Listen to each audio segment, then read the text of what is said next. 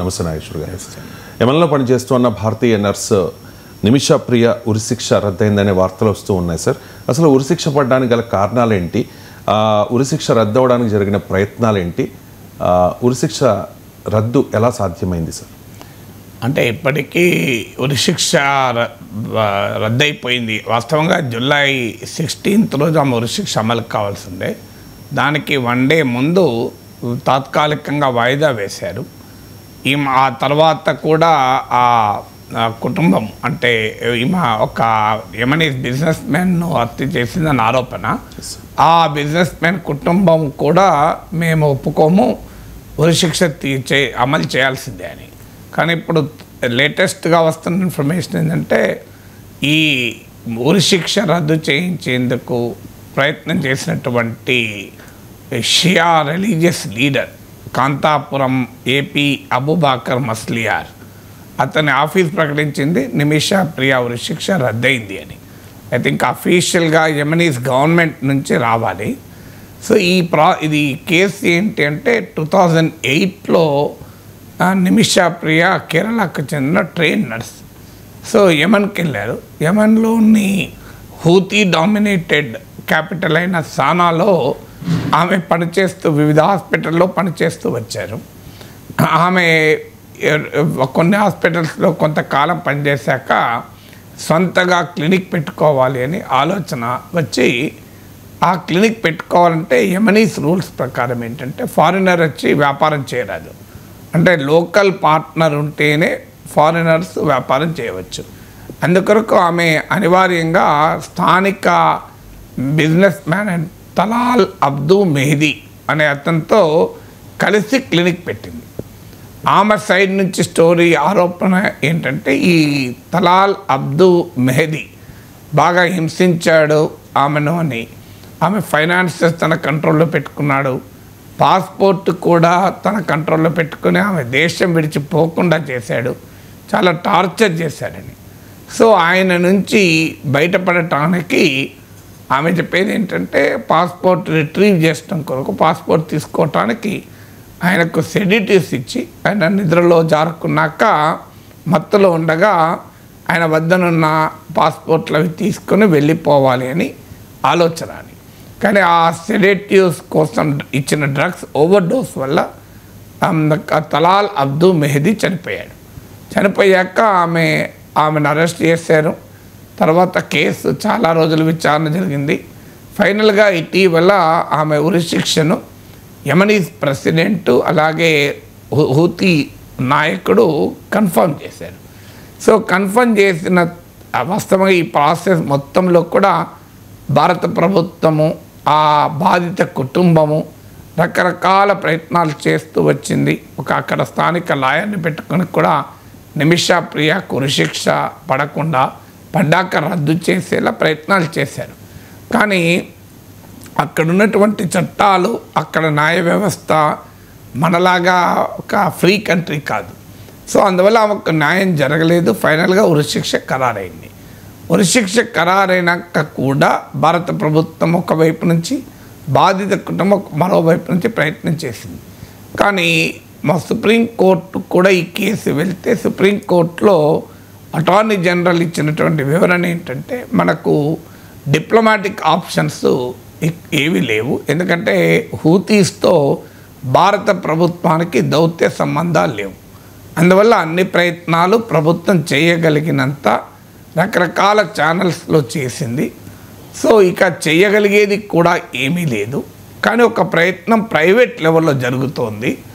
ఆ ప్రయత్నానికి కూడా ప్రభుత్వం సహకరిస్తోంది అని సుప్రీంకోర్టుకు తెలిపారు. ఆ ప్రైవేట్ లెవెల్ ప్రయత్నం ఏంటి అంటే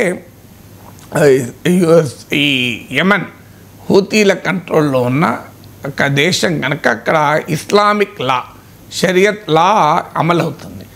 ఇస్లామిక్ లా ప్రకారం ఏంటంటే బాధిత కుటుంబం కనుక ఫైనాన్షియల్ కంపెన్సేషన్ తీసుకుని కానీ ఇతరత్ర కానీ క్షమాభిక్ష పెడితే ఆ శిక్ష పడదు. అందువల్ల ఉరిశిక్ష ఒకసారి ఖరారయ్యాక ఇక ఏకైక మార్గము బాధిత కుటుంబం అంటే తలాల్ అబ్దు మెహదీ కుటుంబం కనుక క్షమాభిక్ష పెడితే దాన్ని బ్లడ్ మనీ అంటారు. సో ఆ బ్లడ్ మనీ ఇచ్చి ప్రయత్నం కూడా పెద్ద ఎత్తున జరిగింది. బాధిత కుటుంబం వైపు నుంచి $1 మిలియన్ అంటే ఇవాళన్న లెక్క ప్రకారం 8 to 9 crores 8-9 కోట్లు కూడా ఇచ్చి క్షమాభిక్ష కొరకు కూడా ప్రయత్నం జరిగింది. చాలా కాలం ఆ కుటుంబం వినలేదు. ఎందుకంటే ఈవెన్ July 16th అమలు చేయాల్సిన ఉరిశిక్ష వాయిదా పడ్డాక కూడా తలాల్ అబ్దుల్ మెహదీ సోదరుడు సోషల్ మీడియాలో పోస్ట్ చేస్తూ దేవుని చట్టం అమలు కావాల్సిందే, ఆమె చేసింది నేరము, సో అందువల్ల దేవుడి చట్టం అమలు కావాల్సిందే, మేము బ్లడ్ మనీకి అంగీకరించే ప్రసక్తే లేదు అని షరియత్ లా ప్రకారం ఆమెకు ఉరిశిక్ష, అంటే అక్కడ ఉన్న చట్టాలు ఇస్లామిక్ లాస్ ఏంటంటే కంటికి కన్ను పంటికి పన్ను అంటారే ఆ రకమైన చట్టాలు అమలు అవుతుంది. సో అందువల్ల ఆ కుటుంబం చాలా కాలం వినలే. ఆ దశలో కేరళకు చెందినటువంటి షియా రిలీజియస్ స్కాలర్ రంగంలో దిగారు. ఆయన పేరు కాంతాపురం ఏపీ అబుబాకర్ మస్లియార్. ఇతను యమన్లో ఉన్నటువంటి ఇంకో రిలీజియస్ స్కాలర్. యమన్ కూడా షియా ఇన్ఫ్లుయెన్స్లో ఉన్నటువంటి కంట్రీ. సో అక్కడ ఉన్నటువంటి యమనీస్ రిలీజియస్ స్కాలర్తో ఈయన గ్రాండ్ ముఫ్తీ అంటారు ఇక్కడ మన దగ్గర. సో ఆయన అక్కడ ఉన్నటువంటి ఇస్లామిక్ స్కాలర్, ఇక్కడ ఇస్లామిక్ స్కాలర్ కనుక ఆయన అక్కడ ఇస్లామిక్ స్కాలర్స్తో కాస్త సంబంధాలు ఉండడం వల్ల అక్కడ ఇస్లామిక్ స్కాలర్ యమన్లో ఆ Islamic scholar is the member of the supreme religious council కూడా. సో అందువల్ల ఈ ఇస్లామిక్ కంట్రీస్లో ఇరాన్ కానీ యమన్ కానీ రిలీజియస్ కౌన్సిల్సే more powerful in the political leadership. అందువల్ల ఆ సుప్రీం రిలీజియస్ కౌన్సిల్లో మెంబర్ అయిన ఒక ఇస్లామిక్ స్కాలర్తో ఈ అబూబకర్ మస్లియార్ తనకున్న వ్యక్తిగత పరిచయాన్ని ఉపయోగించి నిమిషా ప్రియ క్షమాభిక్ష పెట్టాలని ప్రయత్నం చేశారు. అందువల్ల ఆఖరికి ఈ భారత ప్రభుత్వం కూడా ఫ్రెండ్లీ నేషన్స్, అంటే మనకు యమన్తో దౌత్య సంబంధాలు లేవు, కానీ యమన్కు అత్యంత సన్నిహిత దేశం ఇరాన్, ఒక రకంగా హూతీలు ఇరాన్ ప్రాక్సీ. సో అక్కడ ఉన్న ఇరుగు పొరుగు ఇస్లామిక్ కంట్రీస్ యమన్ పైన ఇన్ఫ్లుయెన్స్ చేయగలిగిన కంట్రీస్ సహకారానికి కూడా భారత ప్రభుత్వం తీసుకుంది. అటు కాంతాపురం అబుబాకర్ మస్లియార్ చేసిన కృషి, ఇటు ప్రభుత్వము చేసిన diplomatic and non diplomatic efforts అన్నీ ఫలించాయి. ఫైనల్గా నిమిషా ప్రియాకు ఉరిశిక్ష పడడం లేదు. ఇప్పుడు వస్తున్న వార్తలు ఏంటంటే ఆ బాధిత కుటుంబం బ్లడ్ మనీకి అంగీకరించింది, ఆ నష్టపరిహారం చెల్లించి నిమిషా ప్రియను బదిలీ వేయడానికి అంగీకరించింది అనేది వార్తలు. అయితే అఫీషియల్గా ఇంకా యమనీస్ గవర్నమెంట్ కన్ఫర్మ్ చేయాలి. ఇప్పటికైతే కాంతాపురం ఆఫీస్ మాత్రం కన్ఫర్మ్ చేసింది. ఇక మనం తరచూ వింటూ ఉంటాం కదా సార్ అమెరికాలో గన్ కల్చర్ గురించి. రీసెంట్గా కొద్ది గంటల క్రితం న్యూయార్క్లో ఒక దుండగుడు ఒక పోలీస్ సహా 5గురిని కాల్చి చంపేసిన పరిస్థితి, అతన్ని కూడా చంపేసినట్టుగా మనకి వార్తలు వస్తూ ఉన్నాయి సార్. ఆ దుండగుడిని కూడా ఏంటి సార్, ఈ అమెరికాలో గన్ కల్చర్ మీద చాలా మనం వింటూ ఉంటాం, వార్తలు ఫ్రీక్వెంట్గా వింటూ ఉంటాం, కానీ ఈ గన్ కల్చర్ మీద ఎటువంటి యాక్షన్ లేదు. ఎందుకు ఈ ఇంత విచ్చలవిడిగా అక్కడ గన్స్ని ఇస్తూ ఉన్నారు? అండ్ అమెరికాలో ఉన్న ఈ గన్ కల్చర్ గురించి మీ కామెంట్. అంటే ఇది వాస్తవంగా చాలా కాలంగా ఉన్న సమస్య. ఇప్పుడు ఇన్సిడెంట్ అయితే ఇది న్యూయార్క్లోని పార్క్ అవెన్యూ స్ట్రీట్ అంటారు. నేను కూడా 2013లో మాన్హాటన్ వెళ్ళాను, న్యూయార్క్ వెళ్ళాను.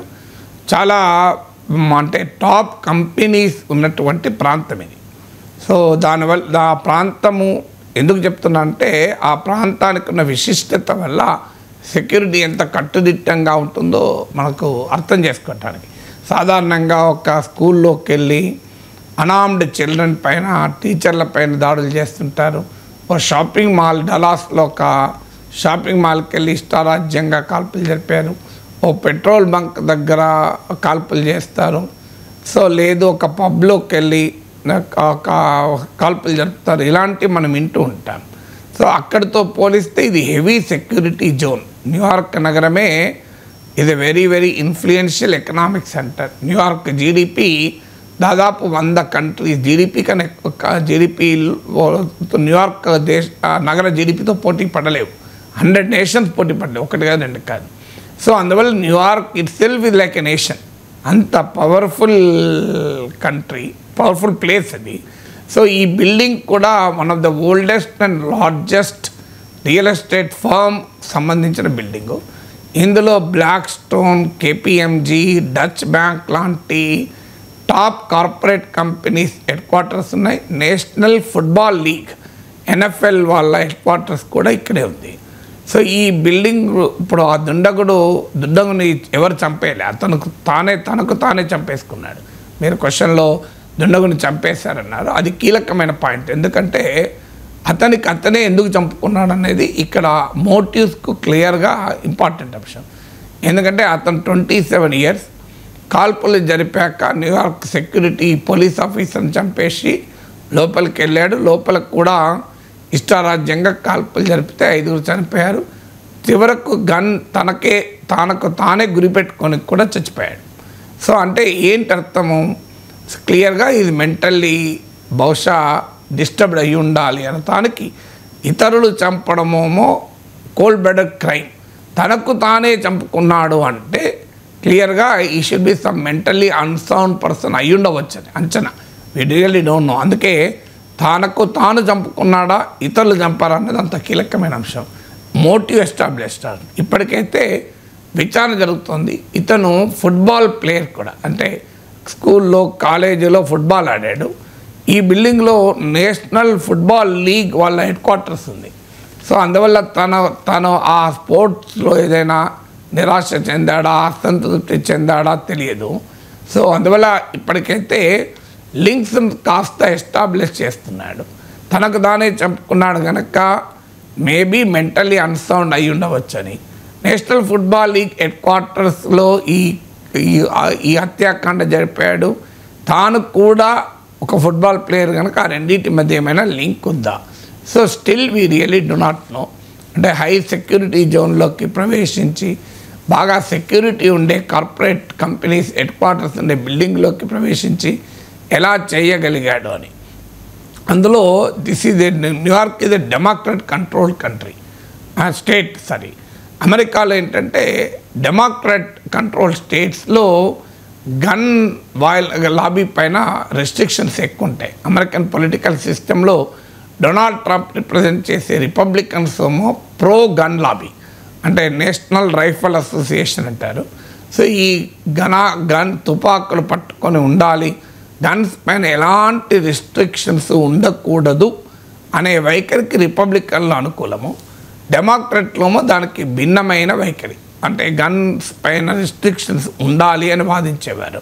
సో అందువల్ల ఈ New York is not even Republican control, అంటే గన్ వైలెన్స్కు స్వేచ్ఛాయుత వాతావరణాన్ని కల్పించే రిపబ్లికన్ల పాలనలో ఉన్న ప్రాంతం కూడా కాదు. అందువల్ల ఇన్వెస్టిగేషన్ జరిగితే తప్ప అసలు ఏమై ఉంటుంది అనేది మనకు తెలియదు. ఇక నెక్స్ట్ పాయింట్ ఏంటంటే గన్ లాబీ ఏంటని. అమెరికాలో national Rifle association, this is the most influential gun lobby. ఇది ఫైర్ ఆర్మ్స్ ఇండస్ట్రీ, అంటే ఈ తుపాకులు తయారు చేసే పరిశ్రమకు రిప్రజెంట్ చేస్తూ ఉంటుంది, గన్ యూజర్స్ని కూడా రిప్రజెంట్ చేస్తుంటుంది. ఈ నేషనల్ రైఫల్ అసోసియేషన్ గన్ యూజ్ను ప్రమోట్ చేసే ఒక రిక్రియేషనల్ ఆర్గనైజేషన్గా ప్రారంభమైంది. So the thrill of using gun దాన్ని ప్రమోట్ చేయాలని మొదలైంది. కానీ కాలక్రమేణా ఒక ఇన్ఫ్లుయెన్షియల్ ఫైనాన్షియల్ లాబీగా తయారైంది. ఎలా ఇన్ఫ్లుయెన్స్ చేస్తుంటే, ఒకటి తమకు అంటే గన్స్ పైన ఏ రకమైన రెస్ట్రిక్షన్స్ పెట్టవద్దు అని వాదించే రాజకీయ నాయకులకు ఫండింగ్ చేస్తూ ఉంటుంది. ఈవెన్ వాళ్ళ ఎలక్షన్స్లో కూడా భారీగా ఫండింగ్ చేస్తూ ఉంటుంది. ఇది మొదటి రకం ఇన్ఫ్లుయెన్స్.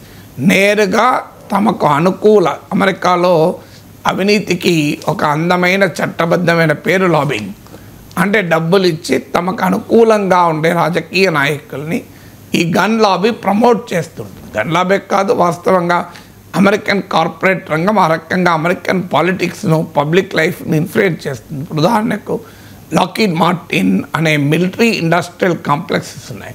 ఈ military industrial complexes American foreign policy పైన బలమైన ప్రభావం చూపుతుంది. అందుకే అమెరికా ప్రపంచంలో ఉన్న అన్ని వార్స్లో ఇన్వాల్వ్ అవుతూ ఉంటుంది. కారణం ఈ మిలిటరీ ఇండస్ట్రియల్ కాంప్లెక్సెస్కు యుద్ధం వస్తేనే లాభం కనుక. యుద్ధం రాకపోతే లాకీడ్ మార్టిన్ లాంటి మిలిటరీ ఇండస్ట్రీ పూర్తిగా మూతపడుతుంది. అలాగే ఆయిల్ కార్టెల్స్ ఉంటాయి, ఎక్సాన్ మొబిల్, హాలిబర్టన్ లాంటి, వీరు కూడా ఒక పవర్ఫుల్ లాబీ. వీరు ప్రపంచవ్యాప్తంగా American foreign policy, strategic policy, oil ఇంట్రెస్ట్లను కాపాడుతూ ఉంటారు. ఉదాహరణకు ఇరాక్లో సద్దాం హుస్సేన్ అంతమయ్యాక అక్కడ లాభపడ్డది ఇలాంటి కంపెనీలు, హాలిబర్టన్, ఎక్సాన్ మొబిల్ లాంటివి. So American corporates public policy పైన ఇన్ఫ్లుయెన్స్ చేయడం అమెరికాలో సహజం. అందువల్ల ఈ నేషనల్ రైఫిల్ అసోసియేషన్ ఒక రకమైన ఇన్ఫ్లుయెన్స్ ఏంటంటే ప్రత్యక్షంగా తమకు అనుకూల పొలిటీషియన్లను స్పాన్సర్ చేస్తూ ఉంటారు. ఇది మొదటిది. రెండవది, ఇందులో గన్ యూజర్స్ కూడా లక్షల్లో ఉంటారు. ఇప్పుడు బీబీసీ కథనం చదివాను నేను ఇప్పుడే. సో అందులో అయితే అది 2023లో వచ్చిన కథనం. అందులో చెప్పిందంటే 3 million to 5 million మెంబర్స్ ఉంటారు నేషనల్ రైఫిల్ అసోసియేషన్లో. అది అంటే 30 లక్షల నుంచి 50 లక్షలు, వీళ్ళంతా ఓటర్లు. సో వీళ్ళందరూ కూడా గన్ యూజ్ను అంగీకరించి, గన్ యూజ్ను ప్రమోట్ చేసి, గన్స్ పైన ఏ రకమైన రెస్ట్రిక్షన్స్ పెట్టకూడదు అని. మన దేశంలో ఇప్పుడు ఉదాహరణకు గన్ లైసెన్స్ కావాలంటే చాలా కష్టపడాలి. అందుకే ఎమ్మెల్యేలుగా, ఎమ్మెల్సీలుగా గెలిచిన వాళ్ళు చాలామంది షౌక్ ఉన్న వాళ్ళు మొదటిగా తీసుకునేది గన్ లైసెన్సే. ఎందుకంటే ఎమ్మెల్యేగానో ఎమ్మెల్సీగానో ఉంటే గన్ ఈజీగా దొరుకుతుంది. మేము కౌన్సిల్లో ఉన్నప్పుడు కూడా మమ్మల్ని నన్ను కూడా అడిగారు, సార్ కావాలా గన్ లైసెన్స్? నాకెందుకే, పెన్ లైసెన్స్ ఉంటే చాలు, నాకు గన్ లైసెన్స్ అవసరం లేదు అని నవ్వుతూ. సో అందువల్ల గన్ లాబీ మనలాగా గన్స్ పైన కంట్రోల్ ఉండదు. ఆడ even mentally unsound, mentally retarded people కూడా గన్ లైసెన్స్ పొందుతారు. కారణం ఏంటంటే ఫ్రీడమ్ అంటారు. Second amendment to the American constitution absolute ఫ్రీడమ్ని ఇస్తోంది అనే ఒక రాంగ్ ఇంటర్ప్రిటేషన్ తీస్తారు. సో మనకు వాళ్ళకి ఉన్న తేడా ఏంటంటే మన కాన్స్టిట్యూషన్ అబ్సల్యూట్ ఫ్రీడమ్ను యాక్సెప్ట్ చేయదు. మన ఫండమెంటల్ రైట్స్ అన్నీ కూడా సబ్జెక్ట్ టు రీజనబుల్ రెస్ట్రిక్షన్, సహేతుక ఆంక్షలు పెట్టవచ్చు. అది భావప్రజ్ఞా స్వేచ్ఛ కానీ, మత స్వేచ్ఛ కానీ, నిరసన తెలిపే స్వేచ్ఛ కానీ, వ్యాపారం చేసుకునే స్వేచ్ఛ కానీ. సో అన్ని ఫ్రీడమ్స్ పైన సబ్జెక్ట్ టు రీజనబుల్ రెస్ట్రిక్షన్స్ అని ఉంటుంది. అంటే morality, public order, safety, relation with other countries, ఇవన్నీ కూడా ఆ రీజనబుల్ రెస్ట్రిక్షన్స్లో భాగం. అందువల్ల మన దేశంలో ఇతరుల భద్రతకు ప్రమాదం వచ్చేలా నీ స్వేచ్ఛ ఉండే అవకాశమే లేదు. అది అమెరికన్ కాన్స్టిట్యూషన్కు చెందిన ఈ సెకండ్ అమెండ్మెంట్, అంటే ఫ్రీడమ్కి సంబంధించిన అమెండ్మెంట్ను ఒక రాంగ్ ఇంటర్ప్రిట్ చేస్తూ ఈ నేషనల్ రైఫిల్ అసోసియేషన్ వాదించేది గన్ ఉండడం మా ఫండమెంటల్ రైట్, ప్రజల పౌరుల హక్కులని, పౌరుల స్వేచ్ఛల్ని మీరెవరు ప్రివెంట్ చేసేది? గన్ పెట్టుకోవాలా వద్దనేది పౌరుడు ఇష్టం అని. తర్వాత more guns will make country safer అనేది వీరి వాదన. డొనాల్డ్ ట్రంప్ లాంటి వాళ్ళు అమెరికాలో ఈ గన్ లాబీ వల్ల అత్యధికంగా లాభపడ్డ రాజకీయ నాయకుడు. అందుకే డొనాల్డ్ ట్రంప్ వాదన ఏంటంటే స్కూల్లో అమాయకులైన పిల్లలపైన, టీచర్లపైన ఇష్టారాజ్యంగా ఒక ఉన్మాది, పిచ్చి ఎక్కిన వాడు, మెంటల్లీ రిటార్డెడ్ ఫెలో, అది కూడా mentally unsound fellow, not even retarded అయితే ప్రాబ్లం లేదు పాపం, మెంటల్లీ అన్సౌండ్ ఫెలో. సో అలాంటి వాడు కాల్పులు జరిపితే నా డెమోక్రట్లోమో ఇదెక్కడ న్యాయం, ఆ చిన్నారుల ప్రాణాలు తీశాడు, ఈ గన్ లాబీ పైన చర్యలు తీసుకోవాలంటే డొనాల్డ్ ట్రంప్ వాదన ఏంటంటే తప్పు ఆ పిచ్చెక్కినటువంటి ఉన్మాది కాదు, అతని దగ్గర గన్ లైసెన్స్ క్యాన్సిల్ చేయకూడదు, టీచర్లకు, చిన్నపిల్లలకు గన్ లైసెన్స్ ఇవ్వండి అని అడిగారు. సో వాళ్ళు కూడా గన్స్ పెట్టుకొని ఉంటే సేఫ్ కదా అన్నాడు. ఇంతకన్నా దుర్మార్గమైన వాదన ఏమన్నా ఉంటుందా? సో తుపాకీ పట్టుకొని విచక్షణారహితంగా ముక్కుపచ్చలారని పసిబిడ్డల్ని కాల్చి చంపిన వాడి చేతిలో గన్ను తీయకూడదు, ఉండాల్సిందే, అది వాడి ఫ్రీడము.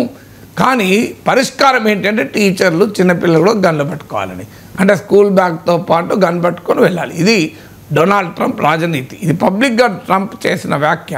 మీరు గూగుల్లో కూడా కొడితే వస్తుంది ట్రంప్ ఈ మాట అన్నాడని.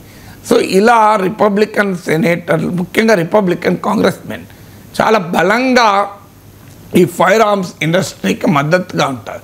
So America is a great country, civil technology, innovation, science, freedom for enterprise, ఇవన్నీ correct.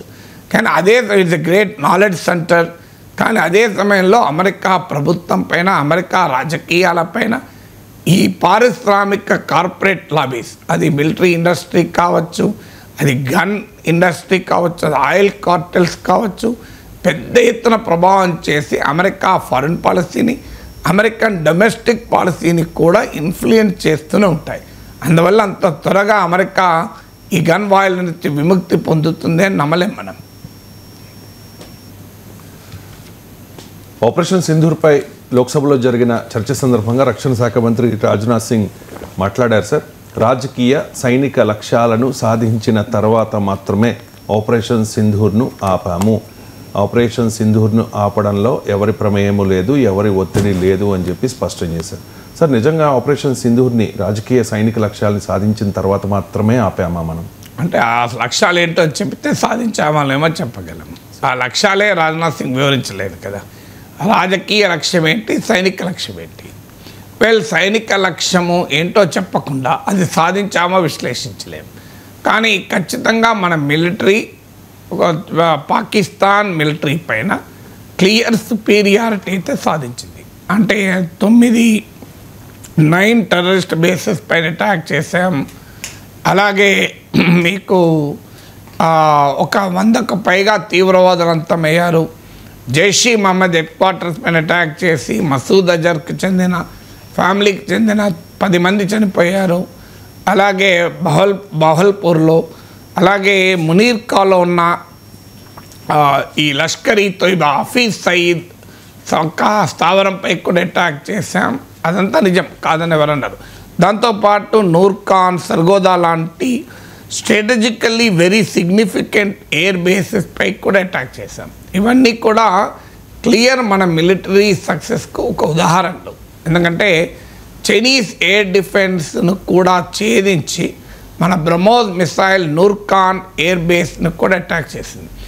Even Pakistani nuclear Arsenal అణ్వాయుధాలను ఉన్న కిరాణా హిల్స్పై కూడా దాడి జరిగింది అని వార్తలు కూడా వచ్చాయి. దాన్ని మన మిలిటరీ కన్ఫర్మ్ చేయలేదు.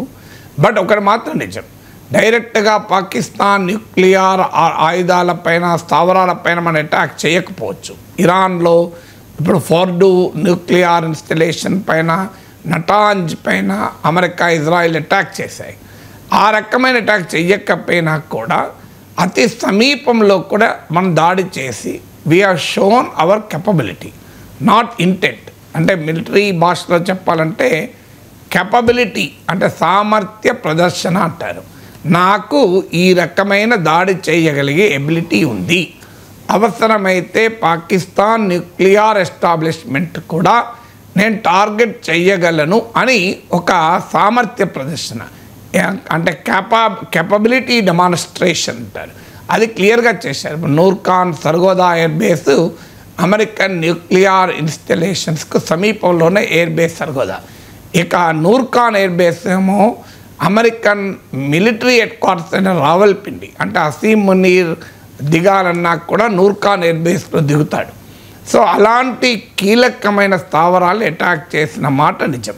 So we are demonstrated our capacity. అన్నిటికీ మించి అప్పటిదాకా పాకిస్తాన్ చెప్తున్న అంశం ఏంటంటే మా దగ్గర అణ్వాయుధాలు ఉన్నాయి, మేము అణ్వాయుధాలని ముందస్తుగా కూడా ప్రయోగిస్తాం. అంటే భారతదేశంలాగా nuclear no first use concept మా దగ్గర లేదు. అంటే ముందుగా అణ్వాయుధాలు ప్రయోగించకూడదు అని స్వచ్ఛంద నీతి మాకేమీ లేదు.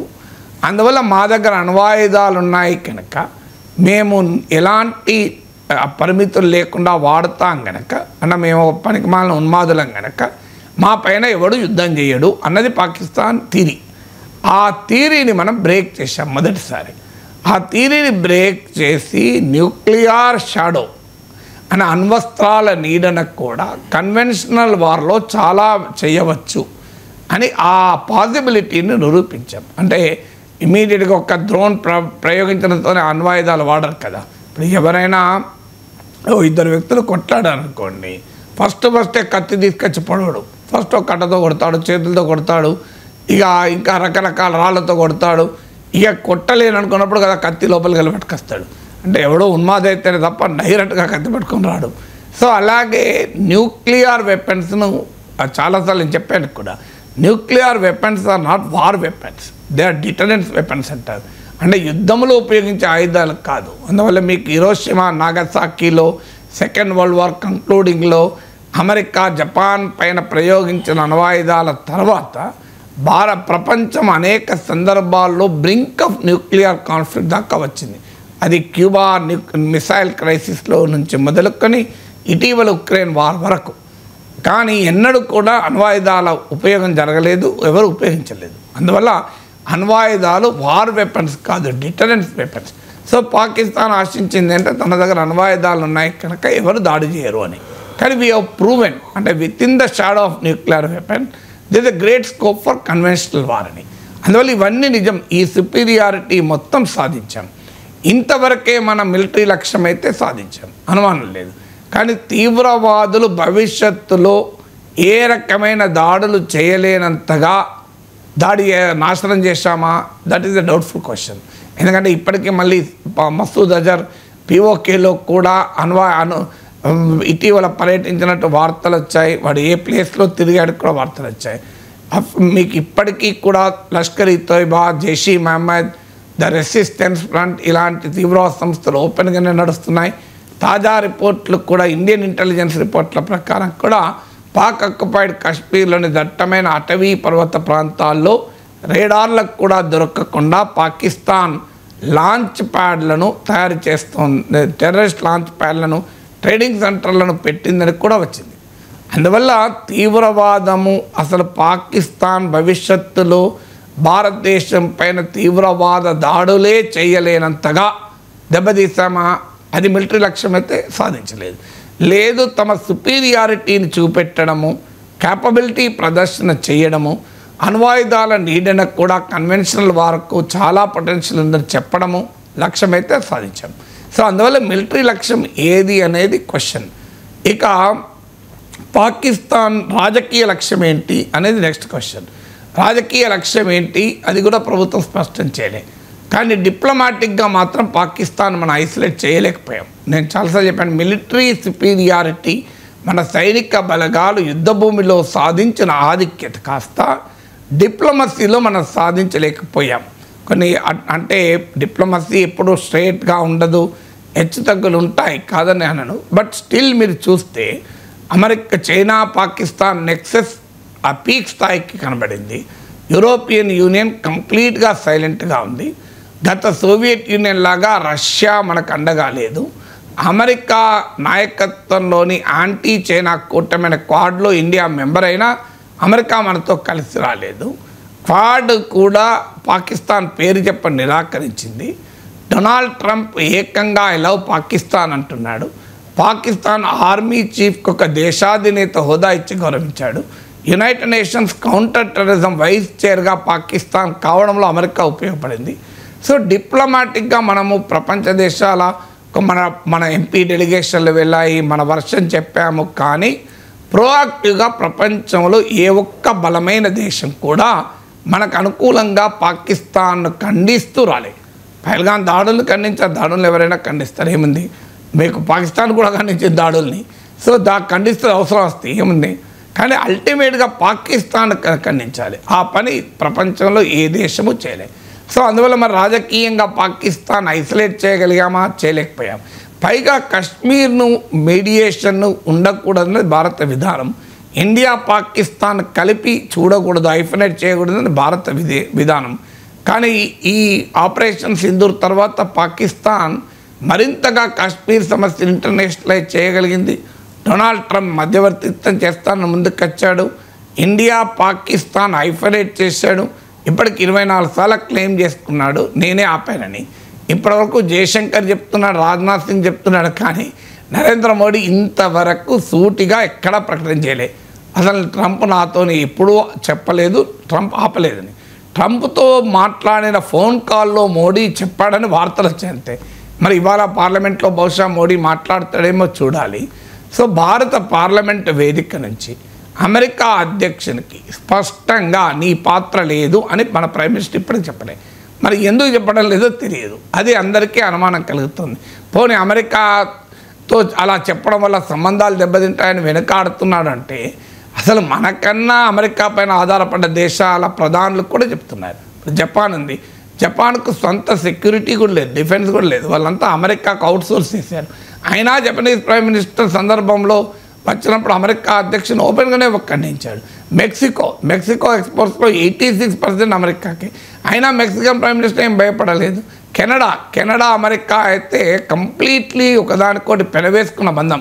ఇప్పుడు ఒక కారు తయారు కావాలంటే అమెరికా నుంచి కెనడాకు, కెనడా నుంచి అమెరికాకు 6 సార్లు ప్రయాణం చేస్తుంది.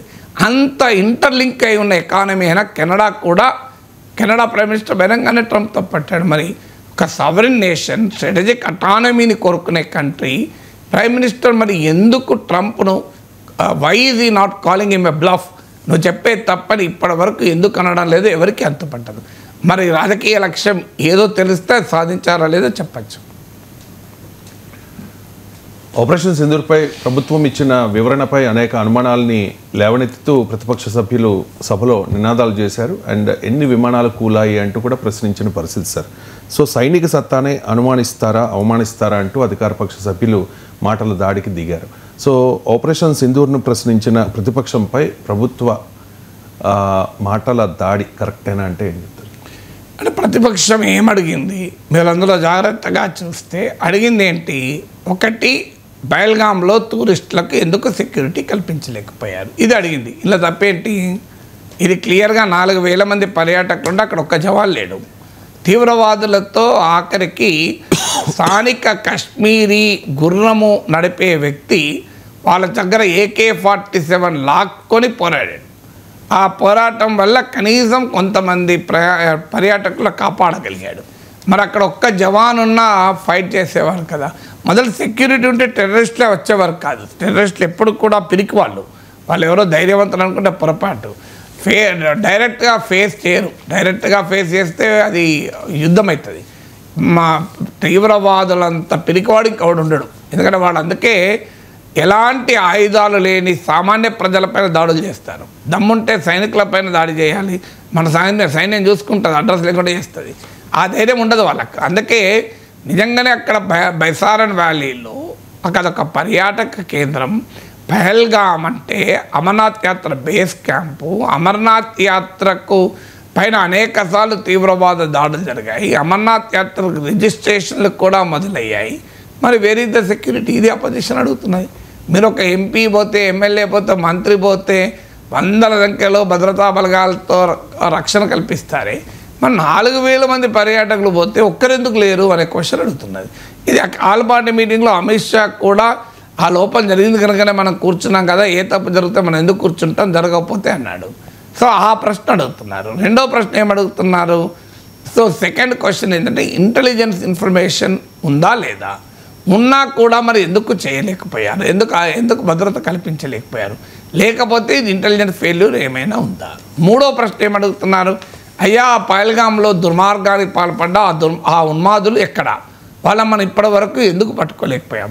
నిన్న పహల్గామ్ మీకు వచ్చిన వార్త ఏంటంటే సులేమాన్ షా అని mastermind in Pahalgam terrorist అటాక్స్ను నిన్న అంతం చేశామని. సో ఆ కాల్పులు జరిపిన తీవ్రవాదులందరినీ ఇప్పటి వరకు మనం పట్టుకోలేకపోయాం. ఎందుకు అని అడుగుతున్నాను. మూడోది. నాలుగవది డిప్లొమాటిక్గా ఏంటి రివర్సల్స్? కాశ్మీర్ పైన మధ్య ఇంటర్నేషనలైజ్ చేయగలుగుతోంది పాకిస్తాన్. ఇండియా పాకిస్తాన్ ఐఫోలేట్ చేస్తున్నారు. ట్రంప్ 24 సార్లు నేనే ఆపానంటున్నాడు. మోడీ మౌనంగా ఉంటున్నాడు. అసలు ఒక్క బలమైన దేశం కూడా మనకు ఎందుకు మద్దతు ఇవ్వలేదు? అందువల్ల బ్యాటిల్ ఫీల్డ్లో సాధించిన విజయం డిప్లొమాటిక్గా ఎందుకు సాధించలేకపోయామనే పొలిటికల్ క్వశ్చన్లు అడుగుతున్నారు. ఇది సైనిక సత్తాను ఎక్కడ ప్రశ్నించినట్టు? సైనిక సత్తాను ఎవరు ప్రశ్నించలేదు. ఆల్ పార్టీ మీటింగ్లో ప్రభుత్వానికి మేము పూర్తిగా సహకరిస్తామన్నారు. ఐదోది ఏమడుగుతున్నారు? అయ్యా దేశం యునైటెడ్గా ఎదుర్కోవాలి, అన్ని పార్టీలు అన్ని మతాలకు చెందిన ఎంపీలు మీరు ప్రపంచమంతా పంపారు, కానీ దేశంలో మీ పార్టీ నాయకులు మీ పరివారం రోజు మత విద్వేషాలు రెచ్చగొడుతున్నారు. ఆ మధ్యప్రదేశ్ మంత్రి కల్నల్ సోఫియా ఖురేషి పైన మాట్లాడిన దానిపైన సుప్రీంకోర్టు కూడా తీవ్రంగా స్పందించింది. అయినా అతనిపైన బీజేపీ ఇప్పటివరకు యాక్షన్ తీసుకోలేదు. ఆయన మంత్రిపదవి నుంచి తొలగించలేదు, ఏ చర్య లేదు. అంటే మీరు ఎందుకు ఎండార్ చేస్తున్నారు ఈ కమ్యూనల్ క్యాంపెయిన్ అని అడుగుతున్నారు. ఇవన్నీ సైనిక సత్తాను ప్రశ్నించడం ఎలా అవుతుంది? ఒక్కటి మాత్రం ప్రతిపక్షాలు ఏమడుగుతున్నాయంటే ఎన్ని ఇండియన్ జెట్స్ పడిపోయాయి, అది బీజేపీకి ఒక ఆయుధం ఇస్తోంది. నేను చాలాసార్లు చెప్పాను, ప్రతిపక్షాల వ్యూహాత్మక తప్పిదం, స్ట్రాటజిక్ బ్లండర్ అది. ఇండియన్ జెట్స్ ఎన్ని కూలిపోయాయని రిపీటెడ్గా రాహుల్ గాంధీ కూడా అడుగుతున్నాడు. అదే బీజేపీకి ఆయుధమై పాకిస్తాన్ విమానాలు ఎన్నుకోలేని అడుగుతలేరు, ఇండియన్ విమానాలు ఎన్నుకోలేని అడుగుతున్నారు. మీకు మన సైన్యం దెబ్బతిన్నదని చెప్పుకోవడం ఇష్టమా అనేది నిజంగా అలాంటి ప్రశ్న అడగాల్సిన అవసరమే లేదు. నేను చాలాసార్లు చెప్పాను, యుద్ధంలో విమానాలు కూలకపోతే సైకిళ్ళు కూలుతాయా? యుద్ధం అంటేనే కూలుతాయి విమానాలు. రాఫెల్ విమానాలు మనం ఎందుకు కొనుక్కొని పెట్టుకున్నాం అంటే డిస్ప్లేకి పెట్టుకున్నామా? యుద్ధంలో వాడడానికే పెట్టుకున్నాం. వాడినప్పుడు కూలుతాయండి. నీకు కారు కొన్నప్పుడు, బండి కొన్నప్పుడు బయటకు వెళ్తే పంక్చర్ కాకుండా ఉంటుందా? ఎంత గొప్ప కార్ అయినా, BMW కార్ అయినా పంక్చర్ అవుతుంది. నీకు అద్భుతమైన టైర్లైనా పంక్చర్ అవుతాయి. సో ఎందుకు పంక్చర్ అయింది అంటే పంక్చర్ అవుతుంది, ఇంట్లోనే పెట్టుకో. ఇంట్లో పెట్టినా పంక్చర్ అవుతుంది. ఆఖరికి ఎవడో ఏదో ఒకటి ఇసురితే తగిలి అవుతుంది. అందువల్ల కారు బండి కొన్నప్పుడు అది పంక్చర్ బయటికి వెళ్ళకుండా ఆపలేము, బయటికి వెళ్ళినప్పుడు పంక్చర్ కాకుండా ఉండదు. ఎంత పవర్ఫుల్ కంపెనీదైనా ఇది కూడా అంతే. రాఫెల్ అయితేంది, BFL అయితేంది. అమెరికా వాడికి ఏంటంటే రాఫెల్ కన్నా మా F-35 గొప్పదని చెప్పుకోవడానికి కూల్నాయి అని ట్రంప్ కూడా 5 విమానాలు కూల్నాయి అంటున్నాడు. సో మన ప్రభుత్వం, మన సైన్యము కూడా అంగీకరించింది. ఏ కూల్తాయి, యుద్ధంలో నష్టాలు అంటూ ఉంటాయి రెండు వైపులా, కానీ బిగ్ పిక్చర్ చూడాలి అని చెప్పారు. అది correct stand. Army stand correct. Big picture క్లియర్గా కనబడుతుంది. పాకిస్తాన్ పైన బ్యాటిల్ ఫీల్డ్ సుపీరియారిటీ సాధించాం. మరి ఎందుకు అపోజిషన్ ఈ ప్రశ్న అడుగుతుందో అర్థం లేని ప్రశ్న. యుద్ధంలో విమానాలు కూలకపోతే ఏవి కూలుతాయి? దానిపైన మీకు ఎందుకు లెక్కలు? ఏవి కూలినాయి చెప్పు, ఎక్కడ కూలినాయి చెప్పు, మన వాళ్ళు ఎంత నష్టపోయారు చెప్పు. ఈ గోల్ ఏంటి? ఓవరాల్గా బిగ్ పిక్చర్ పాకిస్తాన్ పైన సుపీరియారిటీ సాధించాం, సరిపోతుంది కదా ఇది. సార్, ఇక అమెరికాలో మాస్టర్స్ డిగ్రీ పూర్తయినా కూడా ఉద్యోగం రాని విద్యార్థుల అంటే భారతీయ విద్యార్థుల కష్టాలకు సంబంధించిన ఆసక్తికరమైన కథనం సార్ ఇది. ఇంకో కోర్సు చేయాల్సిందే, వీసా గడువు పొడిగింపునకు కొత్త వ్యూహం, మళ్ళీ డబ్బు పంపాలని తల్లిదండ్రులకు విన్నపాలు అంటూ. సో భారతీయ విద్యార్థులకు ట్రంప్ విధానాలు డేంజర్గా మారుతూ ఉన్నాయా సార్? అనేక విధాలుగా డేంజర్గా మారుతున్నాయి. మొన్న అమెరికన్ కంపెనీలు హెచ్చరించారు, మీరు ఇండియన్ ఎంప్లాయీస్ని పెట్టుకోకూడదు, మీ రాడికల్ గ్లోబలిజం వల్ల అమెరికా నష్టపోయింది, మీరు గనక అలా పెట్టుకుంటే మీ పైన టారిఫ్లు విధిస్తానంటే హెచ్చరిస్తున్నాడు. H-1B వీసాల సంఖ్యను తగ్గిస్తున్నాడు. సో ఇప్పుడు స్టూడెంట్ వీసా అయ్యాక OPT అని ఉంటుంది. సో ఆ OPT 3 ఏళ్ల పీరియడ్ ఆప్షనల్ ట్రైనింగ్ ఉంటుంది. సో దాన్ని కూడా ఎత్తివేయాలి అని డిమాండ్లు చేస్తున్నారు. గ్రీన్ కార్డు ఉన్నంత మాత్రాన మీరు సెక్యూర్డ్ కాదని వైస్ ప్రెసిడెంట్ JD Vance మాట్లాడాడు. 4. 5వది, ఇండియన్ స్టూడెంట్స్ అమెరికాలో చదవటానికి వెళితే అక్కడ వీసా వాళ్ళ సోషల్ మీడియా అకౌంట్లను తుర్పారపడుతూ ఏ చిన్న పోస్ట్ ఉన్నా వాళ్ళని డిపోర్ట్ చేస్తున్నారు. 5వది, సహజంగా మన వాళ్ళు అక్కడ వెళ్ళినప్పుడు రూల్స్ ప్రకారం స్టూడెంట్ వీసా మీద వెళ్ళినప్పుడు బయట ఉద్యోగాలు చేయకూడదు, కరెక్టే. కానీ దశాబ్దాలుగా ఆనవాయితీ ఏంటంటే MS వారంలో 2 రోజులు 3 రోజులు క్లాసులు ఉంటాయి. ఆ రకమైన వెసులుబాటు యూనివర్సిటీలే ఇస్తాయి. సో మిగతా టైంలో వారు అక్కడ ఖర్చులు వెళ్ళటం కొరకు కొంతమంది ఏమో యూనివర్సిటీ క్యాంపస్లోనే జాబ్స్ ఉంటాయి, అవి లీగలే. మీకు లైబ్రరీలోనో లేదా ఒక ప్రొఫెసర్ దగ్గర, ఒక ల్యాబొరేటరీ దగ్గర ఉండేటువంటి జాబ్స్ ఉంటాయి, అవేమో లీగల్, కానీ అవి చాలా పరిమితంగా ఉంటాయి. అందువల్ల బయట హోటల్లోనో లేకుంటే ఒక పెట్రోల్ బంక్లో, గ్యాస్ స్టేషన్లోనో, ఒక సూపర్ మార్కెట్లోనో కొన్ని గంటలు పనిచేసుకుంటూ ఆ వచ్చిన డబ్బులతో ఖర్చులు ఎలా తీసుకుంటారు. సో ఈ ఎడ్యుకేషన్ లోన్ తల్లిదండ్రులు ఆ వడ్డీ కడుతూ ఉంటారు. వారికి ఉద్యోగం వచ్చాక ఆ అప్పు తీర్చుకుంటారు. ఇది నార్మల్గా ఆనవాయితీ. అమెరికాకి వెళ్ళినా, బ్రిటన్కి వెళ్ళినా మన విద్యార్థులు. ట్రంప్ వచ్చాక మీరు అలా ఉద్యోగాలు చేయడం వల్ల అమెరికాలో ఎంప్లాయ్మెంట్ దెబ్బతింటుంది, అందువల్ల మిమ్మల్ని అలా చేస్తే డిపోర్ట్ చేస్తామని బెదిరిస్తున్నాడు. దాంతో పాప అమెరికాలో MS చదవటానికి వెళ్ళిన వారు బయట ఉద్యోగాలు చేయాలంటే భయపడే పరిస్థితి తీసుకొచ్చారు. ఎందుకంటే ఎప్పుడు పంపిస్తారో ఏదో. 6వది, మీరు అందరూ మీ డాక్యుమెంట్లు పెట్టుకొని తిరగాలి బయట కూడా అని హెచ్చరిస్తున్నాడు. సో క్లియర్గా వాస్తవంగా మన వాళ్ళు అక్కడ పోయి చదువుకుంటే అమెరికాకే లాభం. లక్షల రూపాయల ఫీజులు కడతారు. ఒక రీజనబుల్లీ గుడ్ యూనివర్సిటీలో MS చేయాలన్నా 50 లక్షలు ఖర్చు అవుతుంది. సో అక్కడ వాళ్ళ 50 లక్షలు ఫీజులు చెల్లించడమే కాదు, వాళ్ళ డైలీ ఎక్స్పెన్సెస్ అవన్నీ కలిపితే చాలా అవుతాయి. కానీ అమెరికా MS ఎందుకు వెళ్తారంటే MSకు వెళ్తే వీసా H-1B కంపారిటివ్లీ ఈజీ ఉంటుంది. సో అందుకొరకు అదొక వీసా, ఉద్యోగానికో వీసా లాంటిది కనుక వెళ్తుంటారు. సో ఇప్పుడు ట్రంప్ చేస్తున్న ఈ దాడి వల్ల ఏమవుతుంది అంటే స్టూడెంట్ వీసా ఓపీటీకి కూడా అవకాశం ఉంటుందో ఉండదో, ఉద్యోగం ఈలోగా రాకపోతే, ఎందుకంటే ఇవాళ ప్రపంచమంతా ఉద్యోగాలు తగ్గిస్తున్నారన్న వార్తలు చదువుతున్నాం. నిన్ననే మన టీసీఎస్లో 12,000 ఉద్యోగాల కోత, ఇలా రెగ్యులర్గా artificial intelligence, new technologies, Trump సృష్టించిన టారిఫ్ల బీభత్సంతో ఐటీ రంగం, అమెరికాకు వెళ్ళే వాళ్ళు అత్యధికులు ఐటీ రంగంలో ఉద్యోగాలు స్టెమ్ కోర్సెస్ చేస్తానికి వెళ్తారు. Science, technology, engineering and mathematics ఉద్యోగాలు చేస్తానికి వెళ్తారు. సో ఈ ఉద్యోగాలకు కంపారిటివ్లీ తగ్గుతున్నాయి. సో అందువల్ల ఉద్యోగాలు తగ్గుతున్న వేళ అమెరికాలో ఎంఎస్సీఎస్ వచ్చి ఇక్కడ మళ్ళీ జాబ్ వెతుక్కోవడం మళ్ళీ భయంకరం, దానికన్నా వెళ్ళకపోవడం సుఖం. అందువల్ల అక్కడే ఉంటూ ఏదో ఒక ఉద్యోగం తెచ్చుకోవాలని ప్రయత్నాలు చేయడానికి మార్గాన్ని వెతుకుతూ, ఎందుకంటే ₹1,00,000 కదా మన వాళ్ళకు. సో మళ్ళీ ఒక పిహెచ్డీలో చేరడమో ఇంకో ఎంఎస్లో చేయడమో, ఆ రకంగా తమ స్టూడెంట్ వీసాను పొడిగించుకొని అమెరికాలో మరికొంత కాలం ఉండటానికి ఒక అవకాశాన్ని ఇస్తారు. అందువల్ల మిడిల్ క్లాస్ పేరెంట్స్ పైన డెఫినెట్గా ఇది సివియర్ ప్రెషర్ వస్తుంది. ఇంకోటి ఏంటంటే మార్కెట్లో సరిగా లేనప్పుడు సాచురేషన్, అంటే మీకు దిగువ స్థాయి, అంటే చాలని ప్రమాణాలున్న యూనివర్సిటీలో ఎంఎస్ చేస్తే వాల్యూ ఉండదు.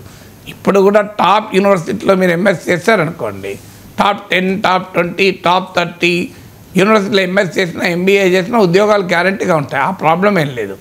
అంటే ఇదివరకులాగా వరదలాగా ఉద్యోగాలు లేవు.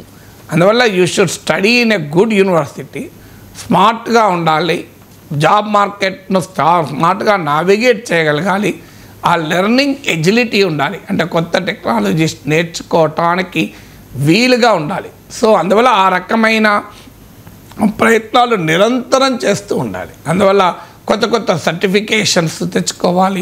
నేను ఏదో ఎంఎస్ చేస్తున్నా అంటే సరిపోదు, నీకు క్లౌడ్ కంప్యూటింగ్ వెళ్ళాలంటే ఏదో ఏడబ్ల్యూఎస్ సర్టిఫికేషను, లేకుండా మరో దాంట్లో అజూర్లో వెళ్ళాలంటే మైక్రోసాఫ్ట్ సర్టిఫికేషను, ఇలా ఏదో ఒక సర్టిఫికేట్ తెచ్చుకోవాలి.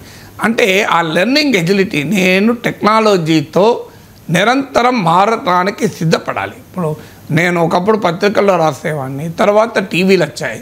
2003లో 24 hour టీవీ ఛానల్స్ వచ్చుతోనే ఫస్ట్ పర్సన్ అందరికన్నా ఎక్కువ మాట్లాడడం మొదలుపెట్టాను. తర్వాత ఇంటర్నెట్ వచ్చింది, ఒక వెబ్సైట్ నడిపాను. ఆ వెబ్సైట్లు కూడా చదవడం తగ్గి ఇప్పుడు యూట్యూబ్లో చూస్తున్నాను కనుక యూట్యూబ్లోకి ఎంటర్ అయ్యాను. అంటే టెక్నాలజీతో ప్రయాణం చేశాను కనుక రిలవెంట్గా ఉన్నాను. మై సన్ అమెరికాలోనే ఎంఎస్ చేశాడు, నార్త్ ఈస్టర్న్ యూనివర్సిటీ. తర్వాత వాడు చేసింది టెలికమ్యూనికేషన్ సిస్టమ్స్ మేనేజ్మెంట్, కానీ ఇవాళ పనిచేస్తున్నది గూగుల్లో, is working as a specialist manager in artificial intelligence. ఎందుకు ఏఐ రెవల్యూషన్ వచ్చింది కనుక దాన్ని వెంటనే ఇమీడియట్గా రెస్పాండ్ అయ్యాడు. అంతకుముందు క్లౌడ్ కంప్యూటింగ్, సైబర్ సెక్యూరిటీ ఈ ఫీల్డ్స్ను పట్టుకున్నాడు. ఇప్పుడు ఆర్టిఫిషియల్ ఇంటెలిజెన్స్లో కూడా ఎంటర్ అయిపోయాడు. సో అందువల్ల ఆ లెర్నింగ్ ఎజిలిటీ ఉండాలి. బట్టిగా నేను వెళ్ళి ఏదో యూనివర్సిటీలో ఎంఎస్ చేస్తా, నేను సైతం చేస్తాను ఒక ఎంఎస్ అంటే సరిపోదు. Should have that kind of a spirit and that kind of a passion. రకరకాల కోర్స్ స్కిల్స్ నేర్చుకోవాలి, ప్యాషన్ ఉండాలి, సర్టిఫికేషన్ చేయాలి. మీకు ఆ స్మార్ట్ మార్కెట్, ఇప్పుడు చాలా ఉద్యోగాలు మనలాగా పేపర్లో పబ్లిక్ సర్వీస్ కమిషన్ ఉద్యోగాలాగా నోటిఫై కాదు. ఓ లింక్డ్ఇన్లో నెట్వర్క్ కావాలి, సోషల్ నెట్వర్క్ ఉండాలి.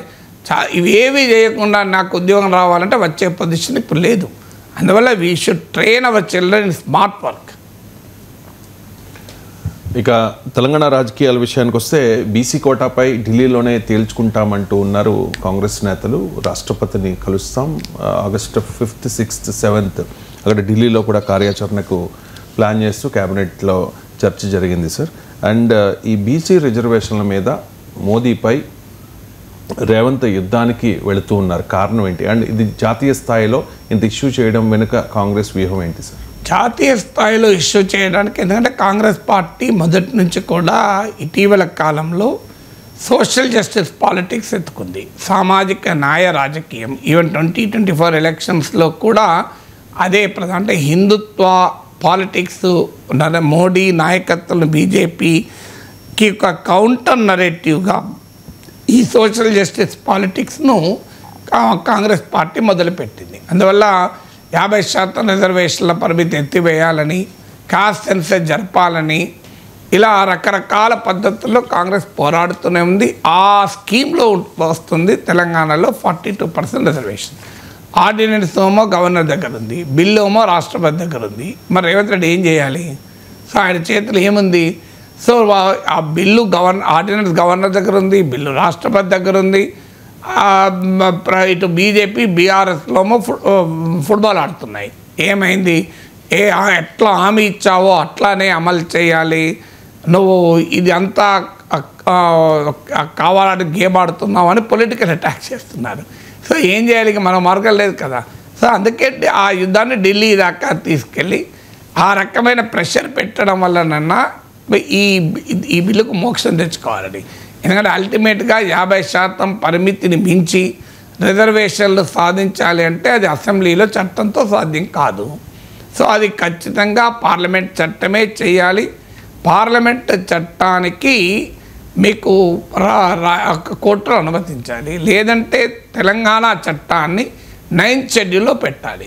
9th షెడ్యూల్లో పెట్టినా సుప్రీంకోర్టు సమీక్షించవచ్చు అని గతంలో తీర్పు చెప్పింది. సమీక్షించిన రోజు ఉంటే ఉంటుంది, పోతుంది. కనీసం 9th షెడ్యూల్లో ఎందుకు పెడతలేరని అడగదలుచుకున్నారు. అందువల్ల ఈ జాతీయ స్థాయిలో యుద్ధానికి కారణం తెలంగాణలో హైదరాబాద్లో చేసేది ఏమీ లేదు దానికి. సో అందువల్ల చేయగలిగింది ఏమైనా ఉంటే కేంద్ర ప్రభుత్వ చొరవతోనే సాధ్యమవుతుంది. కేంద్ర ప్రభుత్వాన్ని అందుకే బీజేపీ పైన ఒత్తిడి తేవటానికి మీరు అసెంబ్లీలో మద్దతు ఇచ్చారు, మరి కేంద్రంలో ఎందుకు చేయడం లేదు? పార్లమెంట్లో బిల్లు పెట్టండి, కాంగ్రెస్ మద్దతు ఇస్తుంది అని రాహుల్ గాంధీని కూడా ఇన్వాల్వ్ చేసి ముప్పేట దాడికి మోడీ ప్రభుత్వం పైన రేవంత్ సిద్ధపడుతున్నాడు. ఇక చివరిగా ఈ నెల 31 నుంచి ఆగస్టు 6 వరకు రాష్ట్ర ఇన్ఛార్జ్ మీనాక్షి నటరాజన్ పాదయాత్ర చేయబోతూ ఉన్నారు సార్.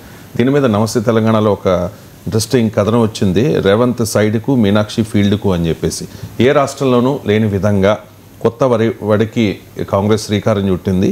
6 జిల్లాల్లోని 6 నియోజకవర్గాల్లో సాగనున్న కాలినడక ముఖ్యమంత్రిని డమ్మీ చేయడమే పాదయాత్ర ఉద్దేశమా అంటూ క్వశ్చన్ చేస్తూ ఉన్నారు సార్. సార్ ఏంటి సార్ ఇది? నిజంగానే రేవంత్ సైడ్కు వెళ్ళిపోయినట్టేనా, మీనాక్షి నటరాజన్ ఫీల్డ్కి వచ్చినట్టేనా? అంటే ఒక రాజకీయ పార్టీలో పార్టీ గవర్నమెంట్ రెండూ ఉంటాయి. ఖచ్చితంగా రూలింగ్ పార్టీ ఇది ఇంపార్టెంట్ గవర్నమెంట్ పవర్లో ఉన్నప్పుడు. రేవంత్ రెడ్డి ఎలా ముఖ్యమంత్రి అయ్యాడు? డైరెక్ట్గా ప్రజలు ఎన్నుకుంటే కాలే కదా. కాంగ్రెస్ పార్టీ ఎమ్మెల్యేల మద్దతుతో అయ్యాడు, కాంగ్రెస్ పార్టీ హైకమాండ్ నిర్ణయంతో అయ్యాడు. అందువల్ల పార్టీ కన్నా రాష్ట్రం ముఖ్యమంత్రి అతీతులు కాదు కదా. ఇప్పుడు బీజేపీ పాలిత రాష్ట్రాల్లో ముఖ్యమంత్రులు పార్టీ కన్నా అతీతులా? సో అందువల్ల ఈ పార్టీ ప్రివేల్ అవుతుంది అంటే ముఖ్యమంత్రి సైడ్ అయిపోతున్నట్టు కాదు. ఎందుకంటే రాజకీయ పార్టీ వ్యవస్థలో మనం ఉన్నప్పుడు ఖచ్చితంగా రాజకీయ పార్టీ వల్లనే ముఖ్యమంత్రి అవుతాడు, వేరే పార్టీ వల్ల కారు కదా. సో రాజకీయ పార్టీ వల్ల ముఖ్యమంత్రి అయినప్పుడు పార్టీ ఇన్ఫ్లుయెన్స్ అనివార్యంగా ఉంటుంది. ఇప్పుడు ముఖ్యమంత్రులని బీజేపీ అనేక రాష్ట్రాల్లో మారుస్తూ వచ్చింది, కర్ణాటకలో, గుజరాత్లో, చాలా చోట్ల. మరి పార్టీ మార్చకపోతే ఎవరు మార్చారు? అందువల్ల పార్టీ ప్రివేల్ కావడము, పార్టీ యాక్టివిటీ చేయడం ముఖ్యమంత్రి సైడ్ అయినట్టు ఎట్లవుతుంది? So party government is government. Meenakshi Natarajan వచ్చి ముఖ్యమంత్రి ఫైల్లుగా పైన సంతకాలు చేస్తుందా? ఇక రెండవది మనకు అర్థం కావాల్సింది, ఇవాళ ఇంకో పత్రికలో కూడా వచ్చింది, ఒక్క మీనాక్షి నటరాజనే పాదయాత్ర చేయడం లేదు. మీరు గమనిస్తే మహేష్ కుమార్ గౌడ్, మీనాక్షి నటరాజను, కాంగ్రెస్ మంత్రులు, ఎమ్మెల్యేలు అందరు కూడా పాదయాత్ర వేస్తారంటున్నారు. అంటే స్థానిక ఎన్నికలకు ఒక రకంగా ప్రజల వద్దకు పార్టీని తీసుకెళ్ళాలి, అది కూడా వచ్చింది ఇంకో పత్రికలు. సో అన్ని పార్టీలు ప్రజల వద్దకు చేరుకోవటానికి వెళ్తున్నాయి. సో ఇప్పుడు ఉదాహరణకు బీజేపీ జాతీయ నాయకులు వచ్చి రాష్ట్రంలో పర్యటిస్తారు, అది కేంద్రం జోక్యం అని అనొచ్చా? అమిత్ షా వచ్చి జిహెచ్ఎంసీ ఎన్నికల్లో ప్రచారం చేశారు, కేంద్ర ప్రభుత్వం జోక్యం చేసుకుంటుందని విమర్శించవచ్చా? ఎందుకంటే ఆయన కేంద్ర హోంమంత్రే కాదు, బీజేపీ నాయకుడు హోదాలో క్యాంపెయిన్ చేస్తారు. ఆ మాట కడితే బీజేపీ జాతీయ కార్యవర్గ సమావేశాలు హైదరాబాద్లో జరిగితే 119 నియోజకవర్గాలకు 119 మంది ప్రతినిధులు వెళ్ళారు కదా. సో పార్టీ గవర్నమెంట్ అనేది ఆ రకమైన రిలేషన్షిప్ ఉంటుంది. అయితే సాధారణంగా మనకు అలవాటు ఏంటంటే కాంగ్రెస్ జాతీయ ఇన్ఛార్జీలు ఒకప్పుడు లేక్ వ్యూ గెస్ట్ హౌస్కి వచ్చేవాళ్ళు, జర్నలిస్టులు అంతా అక్కడే ఉండేవాళ్ళు రోజుల తరబడి. ఆ లేక్ వ్యూ గెస్ట్ హౌస్లో పొలిటికల్ ఆపరేషన్ జరిగేది. ఇప్పుడు మీనాక్షి నటరాజన్ కొత్త ఒరవడిని సృష్టించారు. ఆమె ఈవెన్ హోటల్లో కూడా 5 స్టార్ హోటల్ వీళ్ళు అరేంజ్మెంట్స్ కూడా ఆమె అంగీకరించదు. ఆటో మాట్లాడుకొని, క్యాబ్ మాట్లాడుకొని వచ్చేస్తుంది గాంధీ భవన్కొని. She has a different name. అంటే party within the party కూడా చాలా ఇంటెగ్రిటీ ఉన్న ఉమెన్, ఆమె హానెస్టీ ఉన్న ఉమెన్. ఈ హంగులు ఆర్భాటాలు హడావుడి, ఈవెన్ ఫస్ట్ టైం ఇన్ఛార్జ్ అయినప్పుడు గాంధీ భవన్ వస్తే కారు కూడా అరేంజ్ చేస్తే భగవత్ తీసేని కారు అన్నదట. నేను నా దారిలో నేను హోటల్కి వెళ్తే మీరు ఏం చేయాలని అవసరం లేదని చెప్పి క్యాబ్ మాట్లాడుకొని వెళ్ళిపోయిందట. సో ఆ రకంగా she has our own style of functioning. So ఆమె నేరుగా ప్రత్యక్షంగా ఫీల్డ్ లెవెల్, ఇప్పుడు ఆమె బాధ్యత ఏంటి, పార్టీ ఇన్ఛార్జ్గా రాష్ట్రంలో ఉన్న రాజకీయ పరిస్థితులను అవగాహన చేసుకొని జాతీయ నాయకత్వానికి వాటిని నివేదించి వాళ్ళ సలహాలతో రాష్ట్రంలో పార్టీని బాగు చేయడం, పార్టీని నడిపించడం కదా. మరి ఆమె సలహాలు రాష్ట్రంలో రాజకీయ పరిస్థితులను అర్థం చేసుకోవడానికి గాంధీ భవన్లో కూర్చుంటే అర్థమవుతుందా? కాంగ్రెస్ నాయకులు చెప్పిన దాన్ని వింటే అర్థమవుతుందా? నేరుగా ఆమె రకరకాల వాళ్ళను కలవడం ద్వారా, ప్రజల్ని నేరుగా ప్రత్యక్షంగా వెళ్ళడం ద్వారా షీ కెన్ అండర్స్టాండ్ పాలిటిక్స్ కదా. రాష్ట్రంలో రాజకీయ పరిస్థితులు ఇప్పుడు మీరు ఎక్కడికి పోదామే గాంధీ భవన్లో కూర్చొని ఈ వర్గం ఆ వర్గం కాంగ్రెస్ నాయకులు చెప్పిన దాన్ని బట్టి అంచనాకు వస్తుందా? సో ఆమె మోర్ సైంటిఫిక్గా నేనే జనంలోకి వెళ్ళి నా విషయాలు తెలుసుకుంటా అంటే అదే నేరం కాదు కదా. సో ఆమె దాన్ని బట్టి ఆమె సీఎం సైడ్కి వెళ్ళిపోయి ఆమె ఫీల్డ్ మీదకి వచ్చినట్టు కాదు కదా. అది పార్టీలో ఉండేటువంటి ఒక యాక్టివిటీ. రాజకీయ పరిస్థితులను అవగతం చేసుకోవడానికి జనంలోకే వెళ్ళి పార్టీ నాయకులు చెప్పిన దాంతో కాదని చెప్పి ఆమె ఆల్రెడీ కింది స్థాయి నాయకులు కూడా కలుస్తుంది, పార్టీ కార్యకర్తలతో కలుస్తుంది, జిల్లా నాయకులతో కలుస్తుంది. ఎందుకంటే రాష్ట్ర నాయకులు మంత్రులు చెప్పింది వినిపోకుండా గతంలో లాగా వచ్చి ముఖ్యమంత్రితోని పీసీసీ అధినేతతోని ఒకరిద్దరు సీనియర్ మంత్రితో మాట్లాడి వెళ్ళేవాళ్ళు ఇన్ఛార్జ్. అలా కాకుండా దిగువ స్థాయి పార్టీ నాయకులతో కూడా కలిసి మాట్లాడుతున్నారు. నేరుగా ప్రజల్లోకి వెళ్ళి కూడా రాజకీయ పరిస్థితులను అవగాహన చేసుకోవడానికి ప్రయత్నం చేస్తుంటే అది నేరం కాదు కదా. Thank you so much sir.